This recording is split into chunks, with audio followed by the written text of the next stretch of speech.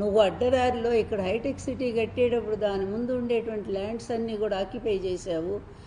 డాగా వాళ్ళని నీ ఫ్రెండ్స్ అందరినీ కూడా తీసుకొచ్చి కొనిచ్చి మళ్ళీ వాళ్ళు కొన్న భూముల్ని మీ పేరుతో మీ అమ్మ పేరుతో కూడా కొనిచ్చావు. 40 లక్షల రూపాయలు విలువైనట్టు ఆ రోజుల్లోనే 40 లక్షలు పెట్టి నువ్వు ఆ ల్యాండ్ మీ అమ్మ పేరుతో కొనిచ్చావు కదా. ఇచ్చి వెంటనే ఏం చేసావు నువ్వు? నిజంగా నీ కుటుంబం మీద ప్రేమ ఉంటే ఆ రోజుల్లో ఆ ల్యాండ్ మరి వదిలేయాలిగా. మీ తమ్ముడు అప్పుడు మీ అమ్మ వాళ్ళంతా పేదవాళ్లే కదా. మీ నాన్న పాపం ఆ 2 ఎకరాల పొలంలోనే కదా కష్టపడి పనిచేసుకుంటా ఉన్నాడు. అంత ప్రేమ ఉన్నవాడు అయితే ఆ ల్యాండ్ వాళ్ళకు వదిలేసింటే వాళ్ళు బాగుపడి ఉండేవాళ్ళు కదా.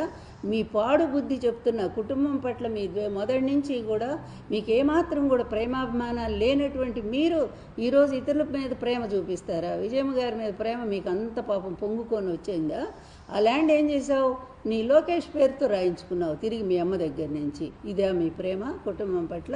ఇదేనా మీ కుటుంబానికి చేసే న్యాయం? ఎన్ని రోజులు వాళ్ళు ఎంత సఫర్ అయ్యారు, ఎంత బాధపడ్డారు. ఇంతెందుకు మీ